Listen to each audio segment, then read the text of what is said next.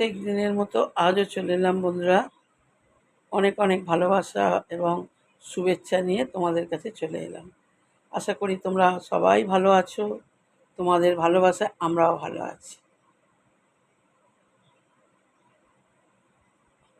আবার এসে গেলাম তোমাদের কাছে একটা গল্প নিয়ে।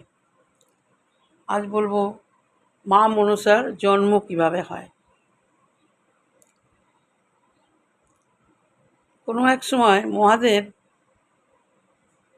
মনে মনে ঠিক করলেন যে মর্তে আসবেন। তিনি মর্তের মানুষজন কীভাবে রয়েছে সেটা দেখার জন্য তার খুব ইচ্ছা হলো মর্তে আসার। তিনি তো সবই বুঝতে পারেন, সবই দেখেন, তবুও তিনি মর্ত পরিদর্শন করার জন্য আসবেন। পার্বতীকে বললেন যে পার্বতী চলো আমরা মর্তে ঘুরে আসি। পার্বতী বললেন যে না, আমি তো যাব না, কারণ মর্তের মানুষজন ভালো নেই, ওটা আমি দেখে সহ্য করতে পারবো না, আমার খুব কষ্ট হয়। আর সেই কষ্টে লাঘব করার জন্য আপনি পারেন, কিন্তু আপনি করবেন না। আপনাকে বললে আপনি বলবেন এটা কালের নিয়ম, এটা নিয়তি, এটা হবেই, এইভাবে আপনি বলেন। আমি ওই কষ্ট সহ্য করতে পারবো না, তাই আমি যাব না।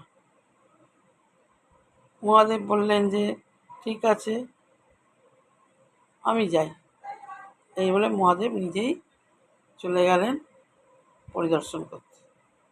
মর্তে এলেন, মর্তের চারিদিক ঘুরে বেরিয়ে তারপরে তিনি এক সরোবরের ধারে গাছের তলায় বসে পড়লেন।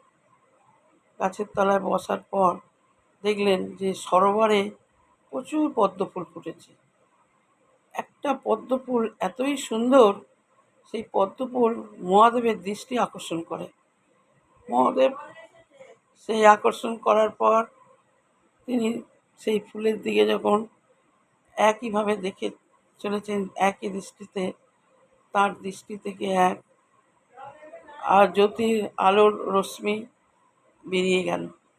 সেই আলোর রশ্মি থেকে এক কন্যা সন্তানের জন্ম হল, কন্যা সন্তান আবির্ভূত হলো। সুন্দরী এক কন্যা সন্তান আবির্ভূত হয়েই মহাদেবের দিকেই প্রথমে তাকালেন এবং মহাদেবকেই তিনি দেখতে পেলেন। দেখার পর মহাদেবকে পিতা বলে সম্বোধন করলেন। মহাদেবও সেই কন্যাকে কন্যা রূপে গ্রহণ করলেন।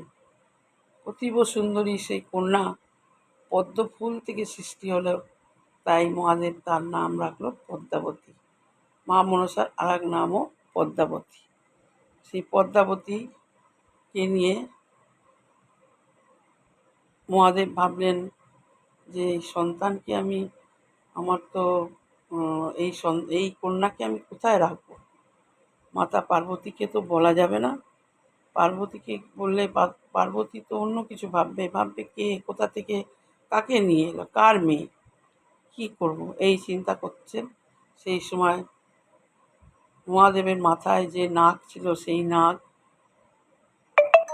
মহাদেবের চিন্তা দেখে তাদের যে রাজা বাসুকী নাগ, সেই বাসুকী নাগের কাছে গেলেন এবং বাসুকী নাগকে জানালেন। বাসুকী নাগ সেই কন্যাকে নিয়ে বললেন আমি এই কন্যাকে মানুষ করব। মহাদেব আপনার কোনো চিন্তা নেই, আমি এই কন্যাকে লালন পালন করব, মানুষ করব। তখন সেই বাসুকী নাগ তার নাম দিলেন মনসা। সেই মা মনসাকে বাসুকী নাগ মানুষ করতে শুরু করলেন। আস্তে আস্তে বড় হয় পদ্মাবতী বা মা মনসা।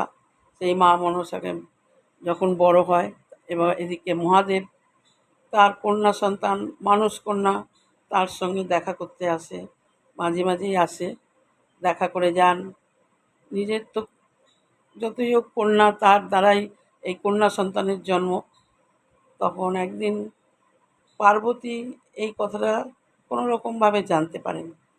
পার্বতীর মনে সন্দেহ হয়। তারপরে তিনি লক্ষ্য রাখেন সব সময়। একদিন মহাদেব ঘন অরণ্যে মা মনসার সঙ্গে দেখা করতে আসে, মেয়ের সঙ্গে দেখা করতে আসে। তখন মাতা পার্বতী লক্ষ্য রেখে সেইখানে এসে দেখেন যে মেয়ের সঙ্গে কথা বলছে মহাদেব। তিনি সন্দেহবশত অন্যরকম সন্দেহ করে মাতা চণ্ডী বা মাতা পার্বতী তার তীর দিয়ে মা মনসার চোখে আঘাত করে। সেই থেকেই মা মনসার একটা চোখ কিন্তু অক্ষত বা অন্ধ।